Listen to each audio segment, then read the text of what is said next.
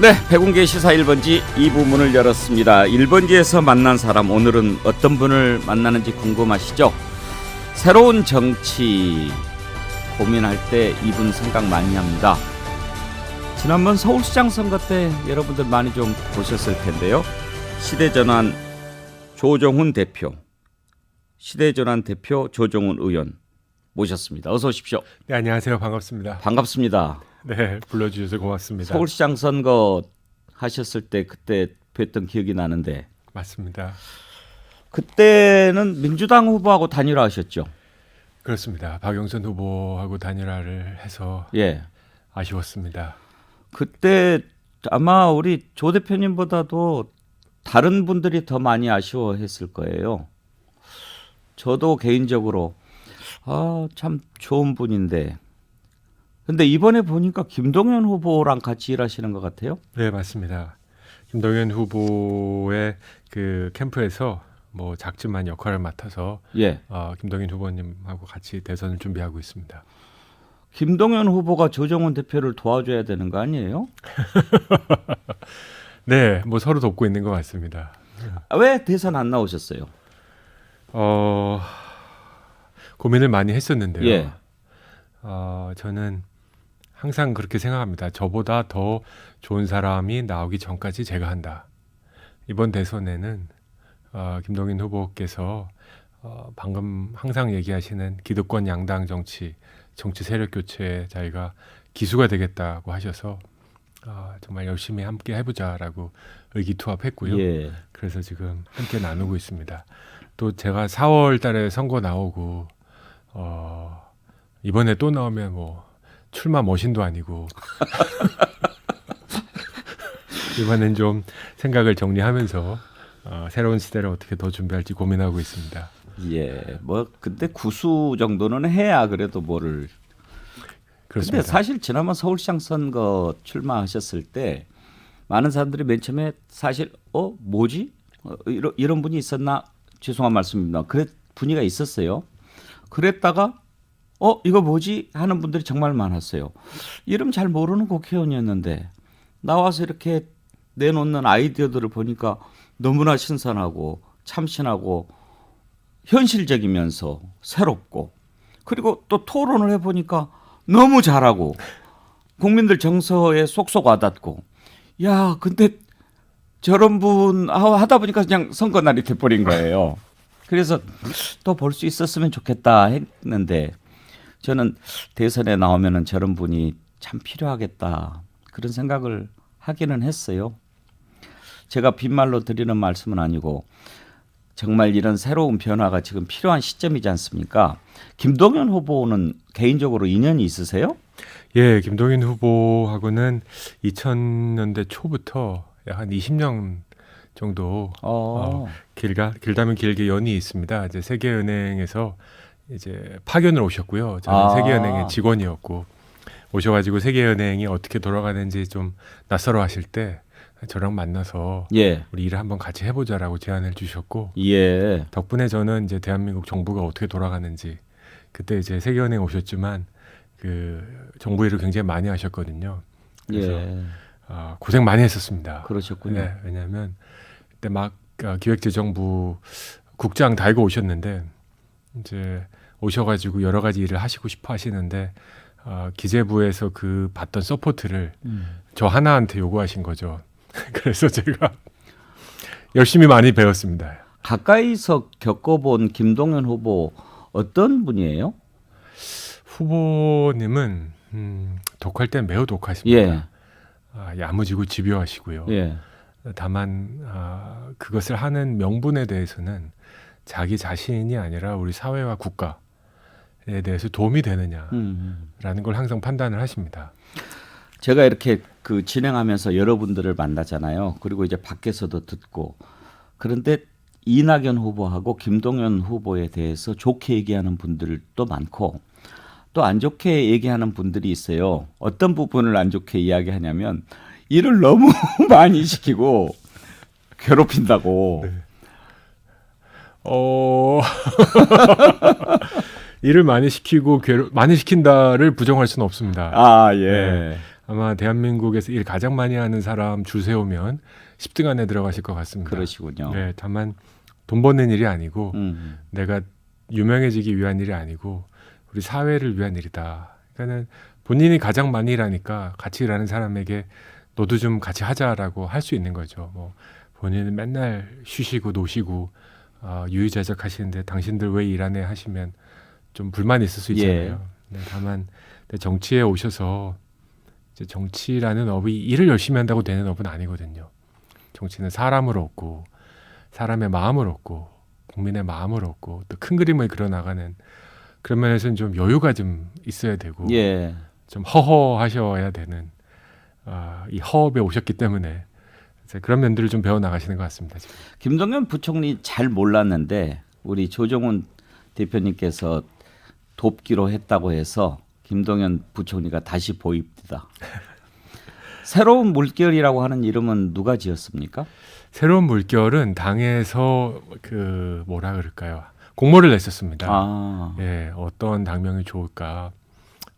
저도 하나 당명을 냈었는데 뭐였어요? 제가 낸 건 까였고요. 저는 이 정신은 유럽의 해적당이라는 게 있습니다. 예, 유럽의 해적당과 예. 같았으면 좋겠다. 뭐 무슨 이름이 좀 안 그래서 좋은데 저희가 제안했던 이름이 오징어당이었습니다. 해적당은 왜 해적당이었답니까? 그러니까 이 유럽 연합이 갖고 있는 그 기득권에 집착하는 정신들, 몇몇 소수의 사람들이 모여서 문 닫고 다 결정하는 것을 유럽 시민들은 모른다. 유럽 시민을 위한 유럽 연합이 아니라 소수의 기득권 엘리트만의 정당이다. 그리고 체제다. 그래서 이걸 깨겠다라고 해서 해적당 나왔고 또는 녹색당처럼 그냥 딱 들으면 무슨 뜻인지 아시지 않습니까? 네. 그런 의제가 됐으면 좋겠다. 그래서 후보의 정치적 명분 제가 후보를 돕기로 한 가장 중요한 이유는 저는 이번 선거 대선보다 더 중요한 건 정치 교체라고 생각합니다. 양당 기득권이 서로 이제 필요악이 되어 가고 있는데 이것을 깨기 위해서는 해적당 같은 정신이 필요하다. 그래서 오징어당이라는 이름을 붙였는데 한국에서 해적당이라는 게 좀 뜬금없으니까. 예. 근데 와닿지 않죠. 산적당은 몰라도. 산적당 좋네요. 와, 산적당 좋네요. 네, 역시 다 대단하십니다. 아이고 뭐. 시대전환이라는 당이 되게 이름이 좋다고 하시는데 예. 이제 출출할 때 나가서 이제 포장마차에서 이제 뭐 떡볶이나 먹으면서 우리 사장님께 여쭤보면 어렵다 그러세요. 예. 그러니까 대중정당이 돼야 되는데 그래서 저희도 어떻게 하면 대중성을 띌까 산적당 마음에 뭐 듭니다. 지금 이제 시대의 모르죠. 새로운 물결 정했으니까 너무 그런 거 뒷거리시면 안 되고. 네. 제가 그런데 쭉 보면 조정훈 의원께서는 너무 뭘 많이 뺏기시는 것 같아요.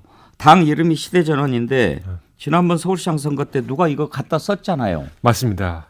이번에도 뭐 이재명 후보도 대한민국 대전환 예. 하고 이게 참 이게 도청 장치가 있나? 서울시 대전환 하면서 누가 이걸 갖다 썼고 맞습니다. 또 최근에는 기득권 기회 이런 얘기를 또 윤석열 후보가 또 갖다 썼다면서요. 맞습니다. 왜 이렇게 자꾸 뺏겨요? 예, 저는 뭐 뺏겨 가시는 건 찬성합니다. 저는 정치에게는 그 저작권이 없다고 생각합니다. 제가 생각한 정책들이 실은 특히 이재명 후보는 제 팬이신 것 같아요. 제가 던지면 며칠 내로 하세요. 근데 제가 아직은 와서 도와달라는 얘기는 안 합니까?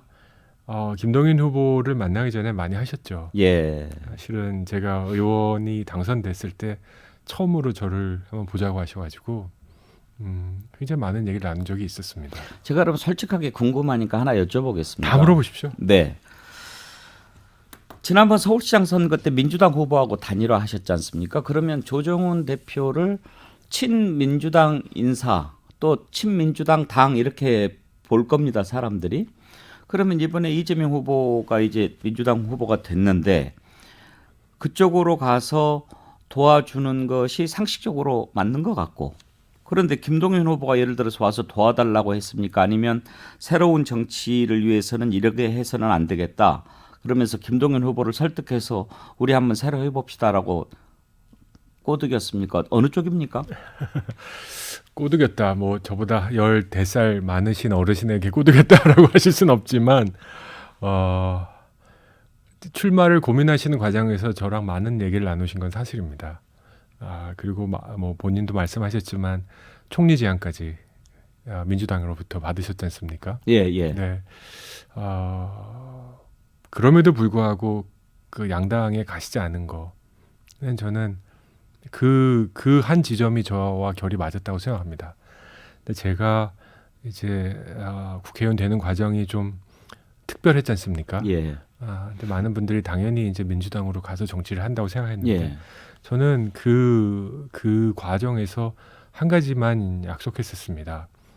이 과정을 타고 제가 국회에 들어가지만 이 과정 속에서 2024년 새로운 정치를 할 때 국회 정치의 다양성 그리고 양당 체제만이 답이 아닌 새로운 정치 세력이 반드시 태어나야 된다. 이게 제가 4년이라는 기회를 얻은 목적이고 명분이다. 그래서 이번에도 선거하면서 저는 당선이 1차 목표시라면 양당 가시는 게 맞을 수도 있다. 워낙 제3지대가 어렵다. 예. 현실이. 예. 다만 당선을 넘어서 정치 세력 교체가 목표시라면 저는 도와드리겠다. 그렇게 말씀하셨고 후보도 항상 말씀하시는 게 오늘 내가 태어났으면 아무리 내가 정말 죽을 노력을 해도 나같이 되지 않는다. 우리 청년들 기회가 없다. 이게 모두 다 정치 기득권부터 우리 사회에 곳곳이 있는 기득권의 문제다. 예. 근데 기득권의 일부가 돼서 어떻게 기득권을 깨겠냐. 참 어려운 도전하셨다라고 생각했고요. 그 도전에 저도 힘을 합치는 게 맞다고 생각했었습니다. 사실 이번에 대선 후보들 선출되는 걸 보면서 우리 국민들이 지금 뭔가 엄청난 신호를 보내고 있는데 정작 기득권 정치인들만 모르고 있지 않는가 그런 생각 많이 했습니다. 여야 후보 모두 국회의원 경험 한 번도 한 적이 없는 사람들이잖아요. 그런 사람들을 국민들이 일단 후보로 선택을 했습니다. 지금 국회의원 배지 달고 있는 사람들에 대해서 엄청난 신호를 보낸 건데 그런 쓰나미가 오고 있는 것을 국회의사당 안에 있는 사람들은 잘 모르고 있는 것 같아요. 예, 그렇게 말씀하실 수 있다고 생각합니다. 그들만의 리그가 될 수도 있다고 생각합니다. 저는 국민 여러분들께서 보내고 계신 시그널은 분명하다. 더 이상은 안 되겠다. 세력을 싹 다 바꾸지 않으면 안 되겠다라는 생각이 있고 꼭 굳이 변명을 하면 국회의원들이 되게 바쁩니다. 지역 활동하고 여러 가지 활동하는데 바쁜데 국민과 이렇게 거리가 떨어져 있다. 시민 여러분들과 그게 굉장히 큰 시사점이 있다고 생각합니다. 이것은 뭐냐면 정치를 하는 명분이 정권을 연장하고 재선을 위한 것이 아니라 국민 여러분의 퍽퍽한 삶을 조금이라도 낫게 하는 데 있다는 것을 쉽게 잃어버리는 것 같습니다. 그 안에서 되게 편하고 좋을 수 있었거든요. 네, 이것을 언제든지 내려놓을 수 있다. 국회의원 4년은 계약직이다. 그리고 국민이 원하시면 언제든지 내려놔야 된다는 마음이 없으면 쉽게 동화될 수 있는 것 같습니다. 저도 예. 많은 분들이 의원님 하니까 처음엔 살짝 어깨가 들썩대더라고요. 근데 훅 가장 간다. 그렇지 않은 분으로 제가 알고 있고요. 아무리 일이 바빠도 자기 아들이 초등학교 3학년인지 중학교 1학년인지는 알아야죠. 예. 맞습니다. 자, 지금 오랜만에 조정훈 대표 모시고 정치 걱정만 하고 있는데 어차피 이제 대선 전에 뛰어들었으니까 잠깐 쉬었다가 어떻게 하면 대선에서 승리할 수 있을지 그 비결을 한번 여쭤보도록 하겠습니다. 네, 백운계 시사 1번지 조정훈 시대전환 대표 만나고 있습니다. 지금 김동연 후보 쪽에서 맡고 계신 직책이 뭐죠? 네, 전략기획본부장입니다. 전략기획본부장. 네. 제일 중요한 거 아니에요? 이런 거기는 얘기가 위원장이 있습니까? 아직은 없고요. 선대위 그러면은 구성합니까? 네, 지금 구성하는 과정에 있습니다. 예. 이런 말가 있습니다. 선거에서 이기면 후보 탓, 선거에서 지면 전략기획본부장 탓. 막중한 책임을 느끼고 있습니다. 이빨 빠지고 발톱 빠진다고 하는데 살짝 경험할 것 같습니다. 예. 그런데요, 지금 일단 뭐 솔직하게 얘기해도 되지요? 그럼요. 여론조사 보면 한 1% 정도 나올까 말까 합니다. 맞습니다. 지난번에 김동연 후보 나오셨을 때 내 계산으로는 도저히 당선 가능성이 안 보인다 그랬더니 그 계산기로는 또 가능하다고 그러셔서 그럼 계산기를 한번 바꿔볼까요? 그랬는데 조정훈 본부장께서는 도대체 어떤 계산이 있습니까? 네, 지금 한 110일 내외 남았습니다. 이번 선거가 이렇게 끝날이라고 생각하는 국민들은 아무도 안 계신 것 같습니다. 지금 이재명 후보 위기론 일어나고 있고요. 전 이재명 후보 위기론의 핵심은 민주당 의원들이 이재명 후보를 돕지 않는다, 서로 비난한다, 이거가 아니라고 생각합니다. 예. 이재명 후보의 핵심은 저는 도덕성 문제도 아니라고 생각합니다. 이재명 후보 위기의 핵심은 이재명 후보가 자신 있다고 생각하는 유능한 행정가, 실은 아니다라는 거에 문제의 핵심이 있다고 생각합니다. 대장동 문제를 보면서 아무리 해도 도덕적 책임을 자기도 지겠다고 하셨지 않습니까?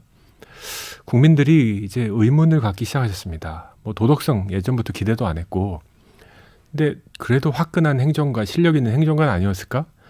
계곡, 상가들 정비하는 것들. 근데 저는 이재명 후보의 행정 능력이 대장동으로부터 이제 무너지기 시작했다고 생각합니다.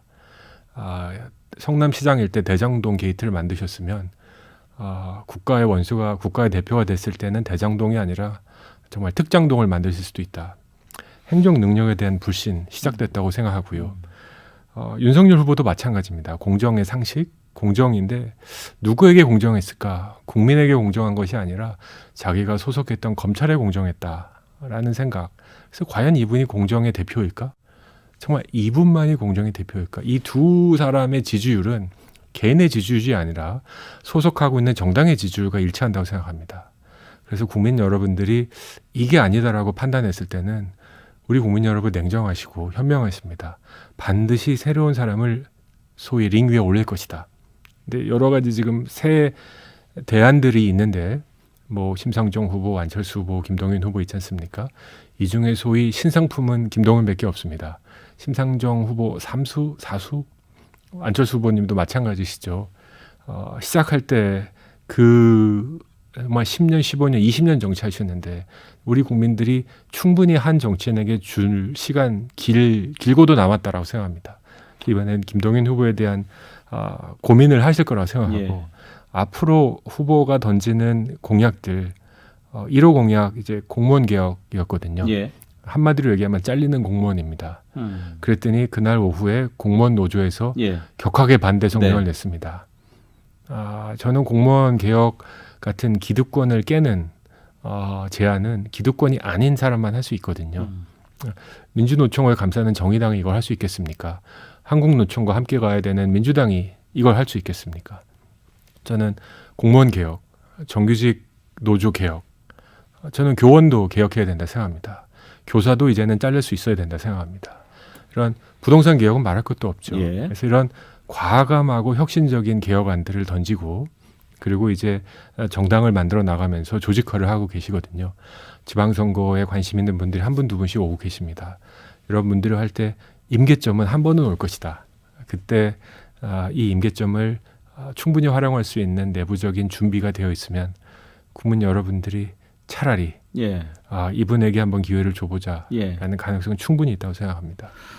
지금 이렇게 말씀을 듣고 보면 고개가 끄덕거려집니다. 그런데 이럴 때 이제 쓰는 속담이 있지 않습니까? 구슬이 서말이라도 꿰어야 보배다. 정말 현재 대선 전국을 바라보는 많은 국민들이 그렇게 얘기합니다. 도대체 찍을 후보가 없다. 그러면 찍을 후보가 없으니 나를 찍어라 라는 말씀이시죠. 쉽게 말하면. 그런데 그렇게 돼 있지 않잖아요. 그럴 때 어떻게 할 수 있을까요? 어떻게 꿰을 수 있을까요? 저는 정치는 새를 만들어가는 과정이라고 생각합니다. 물론 여러 가지 정의가 있지만 새를 만들어 과정을 조금 더 속도를 내려고 합니다. 심상정, 안철수, 김동연 후보가 갖고 있는 공통점이 없지 않거든요. 그런 것들에 대해서 좀 더 적극적으로 국민 여러분들에게 홍보할 수도 있다고 생각하고요. 그러면 지금 새 후보가 뭔가 함께 해보는 것을 생각한다는 말씀인가요? 저는 새 후보가 갖고 있는 공통점, 양당 체제가 지속돼서는 안 되겠다 이 정치를 위해서 그거 하나만으로도 같이 만날 수 있는 가능성은 충분하다고 생각합니다. 네. 그리고 이 과정에서 한번 상상해 보십시오. 윤석열, 이재명 후보 저러고 계신데 세 분이 만나서 단일화건 나중 얘기고 우리 어떻게 하면 양당 체제 극복할지 얘기해 보자. 심상정의 노동정책, 안철수의 과학정책, 김동연의 경제정책 갖고 우리 전국을 한번 같이 다녀보자. 한번 TV 토론 한 5번, 10번 한번 해보자. 메이저에서. 그리고 백운기 시사 1번지도 나와서 토론 한번 해보자. 환영입니다. 예. 그럼 제 생각에 국민 여러분들이 이재명 후보, 윤석열 후보 뭐 하는지 관심 없을 겁니다. 이 토론 보실 거라고 생각합니다. 이거 재밌다. 그리고 깨끗하다 이 사람들은. 최소한 게이트, 뭐 사주 의혹 이런 건 없는 사람들이고 나름대로 전문성이 인정받는 대한민국의 대안을 요구하는 사람들이기 때문에 이런 것들에 대한 국민들의 관심이 만들어질 수 있도록 노력하는 것이 그러니까 만날까 안 만날까를 많이 물어보세요. 그러니까 정치인은 국민 여러분이 시키는 걸 하는 업입니다.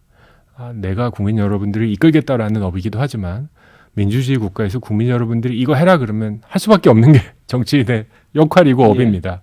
그래서 저는 그런 여론들이 조금 더 조성되면 이런 새로운 판이 열릴 가능성 뭐 9월 달은 민주당, 10월 달은 국민의힘의 시간이었다면 지금부터 본 레이스가 시작되는 1월 말까지는 어쩌면 대안을 찾는 사람들의 시간이다.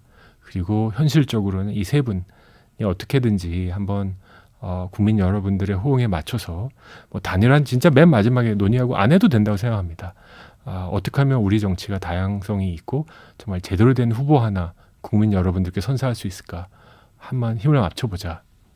저는 이 정도는 충분히 해야 되고 할 수 있다고 생각합니다. 두 후보한테 제안하셨나요? 굉장히 많은 그건 이제 영업 비밀이라 알겠습니다. 여기서 말씀드리면 아마 난리가 날 거고요. 저는 그렇죠. 그런 일이 벌어져도 놀라지 않을 거라고 생각합니다. 저는 놀라지 않겠습니다. 네. 그러면 새로운 변화가 일어날 수도 있다. 네. 그렇게 생각하신다 이거죠.